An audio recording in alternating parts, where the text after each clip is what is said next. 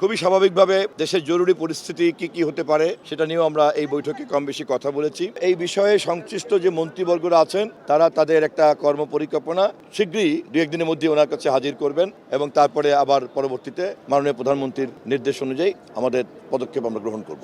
আমাদের মন্ত্রী প্রতিমন্ত্রীদের একটা সৌজন্য বৈঠক মাননীয় প্রধানমন্ত্রী ডেকেছিলেন। এটা ঠিক কোনো ক্যাবিনেট বৈঠক ছিল না, এটা একটা প্রাথমিক একটা সৌজন্য বৈঠক মাননীয় প্রধানমন্ত্রীর আহ্বানে আমরা বসেছিলাম।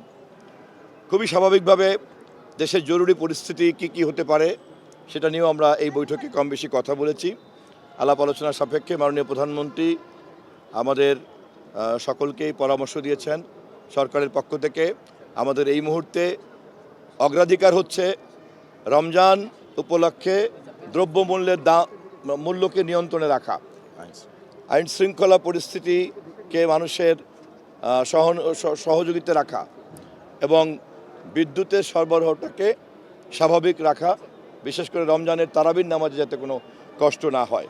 এই বিষয়ে সংশ্লিষ্ট যে মন্ত্রীবর্গরা আছেন তারা তাদের একটা কর্মপরিকল্পনা খুব শীঘ্রই দু একদিনের মধ্যে ওনার কাছে হাজির করবেন এবং তারপরে আবার পরবর্তীতে মাননীয় প্রধানমন্ত্রীর নির্দেশ অনুযায়ী আমাদের পদক্ষেপ আমরা গ্রহণ করব। আমাদের দলের পক্ষ থেকে আমরা যখনই 31 দফার কর্মসূচি আমাদের মাননীয় প্রধানমন্ত্রী ঘোষণা করেছেন রাষ্ট্র মেরামত করার জন্য এবং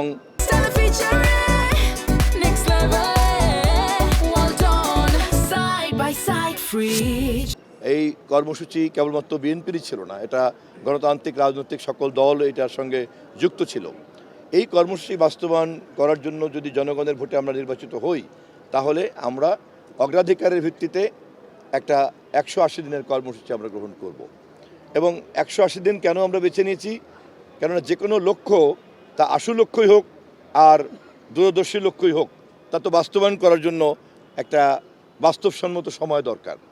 আমরা হিসাব করে দেখেছি যে জরুরি যে সমস্যাগুলিতে আমরা অ্যাড্রেস করতে চাই সেটা একটা সম্মানজনক জায়গাতে আনতে কমপক্ষে 180 দিন হলে সুবিধা হয়। সেই অনুযায়ী 180 দিনের একটা পরিকল্পনা আমাদের খসড়া আকারে তৈরি করা আছে।